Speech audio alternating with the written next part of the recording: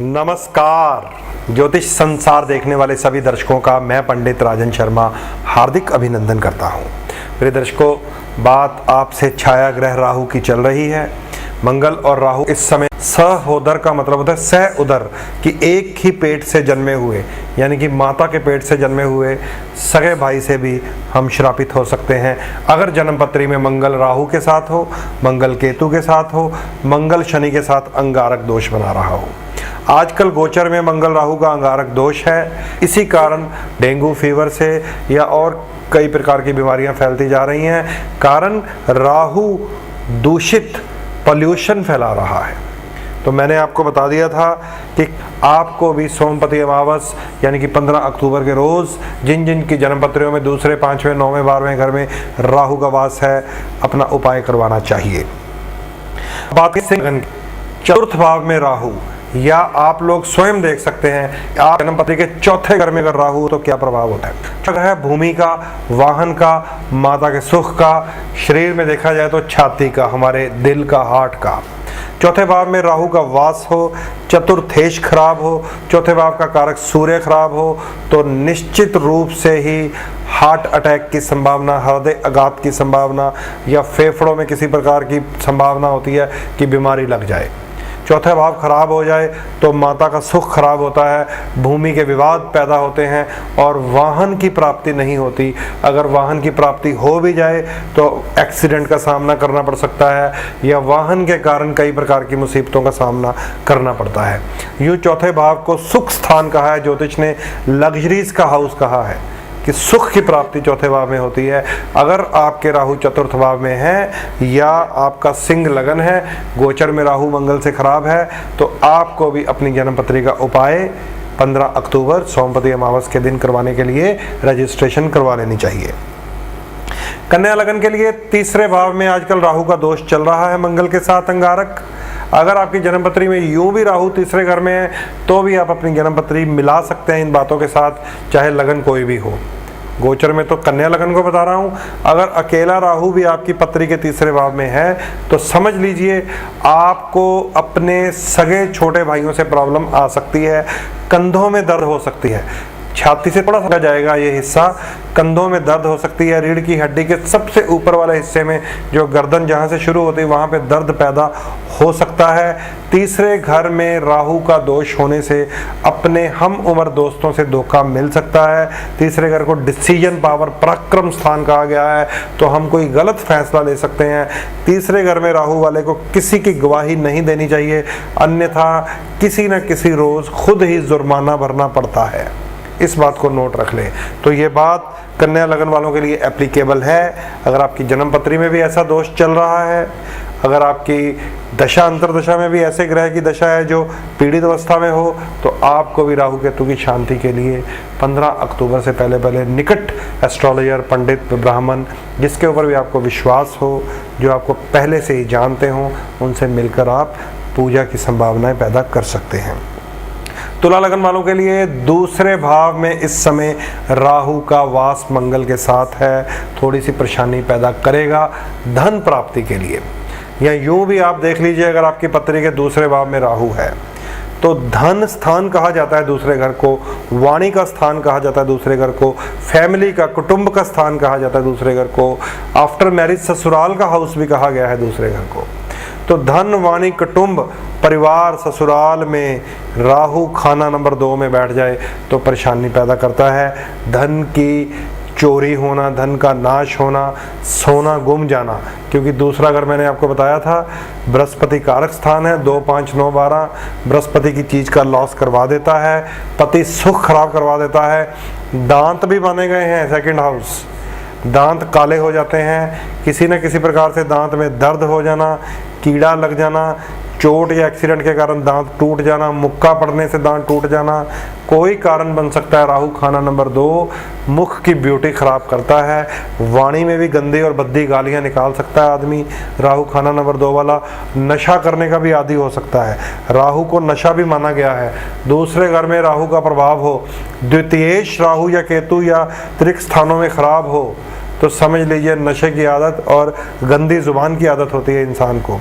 तो आप लोग तुला लगन वाले गोचर के हिसाब से या जिनकी जन्म पत्रियों में राहु खाना नंबर 2 में परेशानी पैदा कर रहा है और उसकी दशा अंतर्दशा है, आप भी अपनी जन्म पत्री दिखाकर 15 अक्टूबर को उपाय की बुकिंग करवा सकते हैं। अब बात करेंगे वृश्चिक लगन की, जिसके लगन में ही राहु मंगल के साथ मिलकर अंगारक दोष पैदा कर रहा है। दोस्तों याद रख लीजिए 23 दिसंबर को राहु और केतु ने राशि परिवर्तन करना है, वृश्चिक से निकलकर तुला में जाएंगे। तो 23 दिसंबर तक वृश्चिक लगन वालों के लिए वृश्चिक राशि में राहु का वास मेंटल टेंशन, सर में दर्द, सबके साथ झगड़े, गुस्सा, क्रोध, आंखों में अंगार पैदा कर सकता है। और यूं भी अगर आपकी जन्म पत्री में भी राहु लगन में ही है, कोई भी लगन हो और उसकी दशा चल रही हो, तो राहु का प्रभाव सर में रहता ही है। राहु चक्कर आते हैं इंसान को। राहु भी सर में हो तो वो थोड़ा थोड़ा वो धुआं करता है, नशा करता है। आजकल जैसे हुक्के का चलन है नौजवान पीढ़ी में, तो धुआं राहु होता है। थोड़ा सा बचकर रहिए इन व्यसनों से, ये जीवन को बर्बाद कर देते हैं। आज हम शौक के कारण सिगरेट का धुआं, छल्ले उड़ाते हैं, हुक्के के धुएं उड़ाते हैं, कल इसका जब बुरा प्रभाव मिलेगा तो पछताएंगे। इसे राहु कहा गया है, इसलिए नीले रंग के प्रभाव से बचें। राहु की शांति करवाने के लिए आप भी संपर्क कर सकते हैं जिनके लगन में राहु का वास है, विशेषकर गोचर में वृश्चिक लगन वालों के। अब बात करेंगे धनु लगन की, जिनके 12वें भाव में राहु का वास है।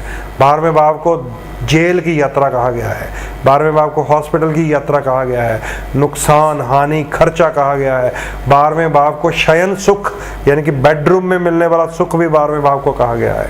12वें भाव में अगर दोष लग जाए, विदेश की यात्रा क्योंकि इसको कहते हैं, राहु 12 विदेश तक तो ले जाता है लेकिन फॉरेन कंट्री में जाकर भी सक्सेस नहीं होने देता। बहुत सारे मित्रों के फ़ोन मुझे विदेशों से आते हैं कि पंडित जी किसी न किसी तरह जोड़ तोड़ करके पहुंच तो गए हैं लेकिन नौकरी नहीं बढ़िया मिली, काम नहीं चल रहा, पैसा यहाँ बैठकर भी नहीं आया। तो मैं कहता हूँ भैया तुम अपनी जन्म पत्री दिखा कर नहीं गए। अगर आपने पितृदोष, सर्पदोष, राहु की शांति करवाई होती, अपने ग्रहों को स्ट्रॉन्ग किया होता त्रिशक्ति पहनकर, तो विदेशों में भी आप आनंद लेते, अपने देश में भी आनंद लेते, जैसे भी आपकी जन्मपत्री इंस्ट्रक्शन दे।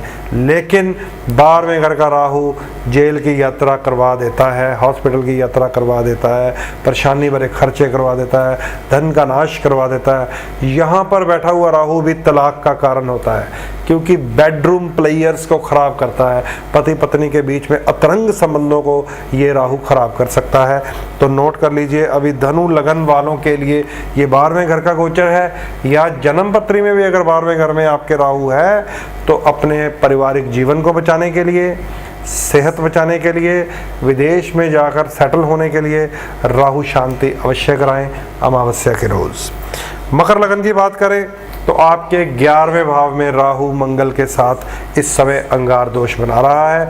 11वें भाव को लाभ स्थान कहा जाता है, यश प्राप्ति का भाव कहा जाता है, इनकम का घर कहा जाता है, पावर हाउस ऑफ द जन्म पत्रिका। जन्म पत्रिका का सबसे बढ़िया घर 11वां माना गया है, क्योंकि इस घर में कोई ग्रह नीच नहीं, कोई ग्रह उच्च नहीं, जो जाए वो शक्ति हासिल कर जाए। तो अगर यहाँ पर राहु जैसा खराब ग्रह पहुँच जाए तो उसकी नकारात्मक शक्ति को बढ़ा देता है। अगर राहु का गुरु शनि बढ़िया ना हो और चंद्रमा सशक्त ना हो तो यहाँ पर बैठा हुआ राहु बढ़िया फल नहीं देता, नुकसान पैदा करता है, पिता के साथ झगड़े पैदा कर देता है, बाप के पैसे का भी नुकसान होता है, क्योंकि ये पिता से दूसरा है, पिता का धन है। पिता के पैसे का नुकसान, पिता के साथ दुश्मनी पैदा कर देना, स्वयं अपना यश जितना नेम एंड फेम है वो खराब कर देता है। 11 नंबर ग्रह का खाने का राहु अपने बॉस के साथ नहीं बनने देता, प्रमोशन नहीं होने देता जब तक शनि और चंद्रमा ठीक ना हो। तो अगर आपकी जन्म पत्री में भी ऐसा ही है कि 11वें घर में राहु है और शनि 6, 8, 12 में है, तो आपको भी राहु की शांति करवानी चाहिए। अन्यथा मकर लगन वालों को तो इस समय अवश्य करवानी चाहिए, क्योंकि सारा लाभ नाश हो सकता है। कुंभ की बात करें, कुंभ लगन लगन नंबर 11, आपके खाना नंबर 10 में मंगल और राहु आपके व्यापार, जॉब, नौकरी को खराब करने का प्रयास कर रहा है। और ये भी आप ध्यान रखें, अगर आपकी जन्म पत्री के 10वें घर में ही राहु है, कोई भी लगन हो और उसकी दशा चल रही है, तो ये जान लीजिए व्यापार, नौकरी, जॉब में कहीं ना कहीं से नुकसान की संभावनाएं बन सकती हैं। अपने बड़ों से, चाहे वो पिता हैं, चाहे दादा हैं, बुजुर्ग हैं, जो दुकान फैक्ट्री संभाल रहे हैं, तालमेल बिगड़ जाएगा। अपने बॉस के साथ तालमेल बिगड़ जाएगा। सरकार के घर से जुर्माना लग सकता है।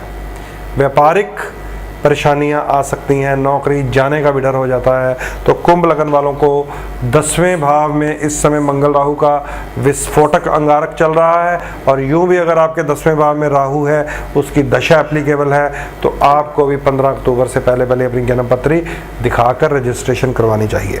अंत में बात करूंगा खाना नंबर 9 में, भाग्य स्थान में मंगल राहु मीन लगन वालों के लिए घूम रहे हैं। मीन यानी कि 12 नंबर लगन, आपके भाग्य में ही दोष लगा हुआ है। अक्सर मैं यहाँ बैठकर बताता रहता हूँ कि जिसका भाग्य स्थान खराब, उसकी जन्म पत्री आधी से ज़्यादा खराब मानी जाती है। क्योंकि किस्मत अच्छी ना होगी तो सेहत अच्छी भी हो, पैसा नहीं मिलेगा। किस्मत अच्छी ना होगी, आपने एजुकेशन अच्छी भी ले ली, नौकरी नहीं मिलेगी। किस्मत अच्छी ना होगी तो आपकी शक्ल सूरत बढ़िया हो सकती है, लेकिन जीवन साथी बढ़िया मनपसंद नहीं मिलता। 9वां घर भाग्य और किस्मत का घर है। आपके 9वें घर में ही मंगल राहु ने दोष बना दिया है। मीन लगन वालों को मैं ये ज्ञात करवा रहा हूँ। या यूं भी अगर किसी के 9वें भाव में राहु है तो ये करोड़पति को कंगाल तक बनाता है। बहुत सी जन्म पत्रियों में मैंने देख लिया है, और बहुत से वर्षों से ये मैं डायलॉग बोलता हूँ कि 9वें स्थान में राहु, करोड़ों से कंगाली का सफ़र। याद रख लीजिए, बहुत कीमती और ज़रूरी बातें हैं। इसलिए आपको ये राहु के गोचर की और राहु की स्थिति स्पष्ट की है मैंने, क्योंकि 15 अक्टूबर सोमपति अमावस के रोज राहु की शांति का प्रयास किया जा रहा है। राहु और केतु से निर्मित काल सर्प दोष की शांति का प्रयास किया जा रहा है। राहु की युति के कारण बनने वाले पितृ श्राप की शांति का प्रयास किया जा रहा है। जिन जिन लोगों को परेशानी महसूस हो रही है, आप सब लोग अपनी अपनी रजिस्ट्रेशन करवा सकते हैं। मेरे पास आने से पहले स्क्रीन पर आ रहे नंबर पर अवश्य ही कॉल करें, ताकि आपको किसी भी प्रकार की दिक्कत ना हो। यही संदेश देता हुआ अपनी वाणी को विराम लगाता हूँ। नमस्कार। ब्रेकिंग न्यूज़, आप सबको ये खुशखबरी देने जा रहा हूँ कि जो लोग इस चैनल के माध्यम से मुझे देख रहे हैं, नोट कर लीजिए, हर रोज़ सुबह 8 बजे से लेकर 9 बजे तक आप स्क्रीन पर आ रहे नंबर पे कॉल करके अपनी जन्म पत्री के विषय में जैसी भी जानकारी चाहे हासिल कर सकते हैं, जो बिल्कुल निःशुल्क है, फ्री है, मुफ्त है। किसी भी प्रकार की आपसे धनराशि नहीं मांगी जाएगी। कभी भी आपसे बैंक में जमा करवा दीजिए, अकाउंट में जमा करवा दीजिए, ये नहीं कहा जाएगा।